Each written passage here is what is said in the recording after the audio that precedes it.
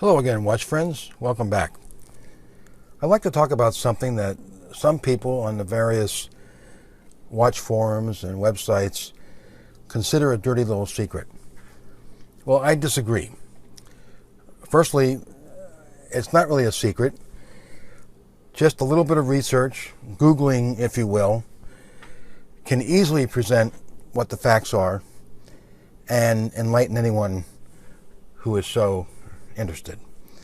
So I don't think it's a secret. And secondly, I don't think it's dirty in the sense that there really isn't an intent to deceive anyone, and it's not really nefarious. And this sort of gets back to the original point, which is if you're an educated consumer, which we all should be when we're getting ready to buy anything, whether it's a refrigerator, a car, or a watch. If you're an educated consumer, you do your research, you understand what the facts are, and then you can make a better decision. So I don't think this is a dirty little secret. And of course, what I'm talking about is, when is a Swiss watch not a Swiss watch? So, as many people know, especially those who are into watches and collect watches and wear watches, especially Swiss watches, at the very bottom of the watch, it says Swiss made. Well, what does that really mean? Does that mean the entire watch was made in Switzerland? Does that mean all the parts were made in Switzerland? Was that all done by little Swiss elves that overnight made each little watch by hand with old-fashioned tools that were 300 years old? Of course not. So let's take a look at what Swiss made really means. So Swiss made really is a result of an ordinance that's called the 60% rule. And this ordinance was partly a government, quasi-government, private organization. It's the Swiss Watch Federation.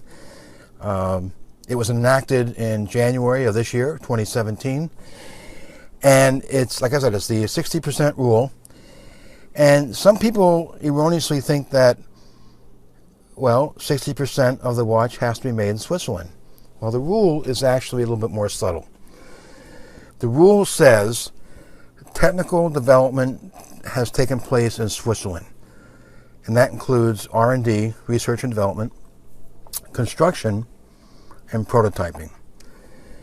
Also, the rule includes that 50% of the movement parts have to be of Swiss manufacturing origin. So 50% of the movement has to be, of the parts have to be Swiss made or manufactured in Switzerland. 60% of the manufacturing costs, and that is the movement, the overall watch, 60% of the manufacturing costs must be incurred in Switzerland. And that includes labor, materials, and things like that. So what does Swiss made really mean? Well, it's really, to many people, a perception of quality. When it says Swiss made on the watch, you think that this is a quality piece. They're not trying to deceive anyone. Like I said earlier, you can do your research, see what Swiss made really means. But it is a perception that people have that it's a quality watch. And what it also allows is that some items may be imported. For example, some Swiss brands don't have gold mines or farms full of alligators to make straps or steel mills. So some items must be imported. So to allow for that, the Federation of Swiss Watch Manufacturers has that 60% rule. Now, some Swiss manufacturers, as you know, for example, Rolex, they do have their own steel creating facilities. They do smelt their own gold. They take raw materials. I don't think they have gold mines themselves, but they take raw materials, gold, and other ores or other kinds of materials that go into gold. I don't know what they all are.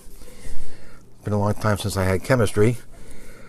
And they work it themselves. So there's a wide variety of brands that have the ability to do different kinds of manufacturing of the pieces and the materials that go into a watch. Many Swiss brands are vertically integrated, meaning that there's a high percentage of the manufacturing is done in-house.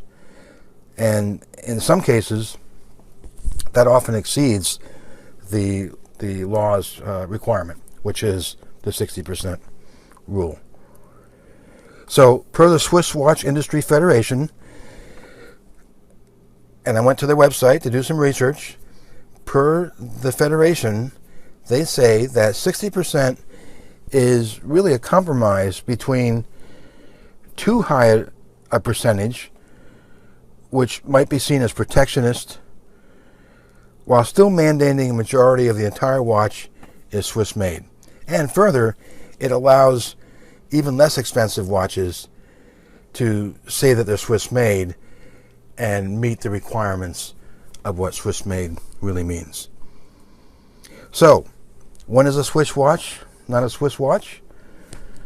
Well, if it doesn't say Swiss made, I don't think it's a Swiss watch. Which reminds me of all those Japanese watches that I have that say made in Japan. Are they really made in Japan? Is the movement made in Japan? That's a topic for another day. So, thanks for listening. I hope you learned something from this video, and I will catch you next time.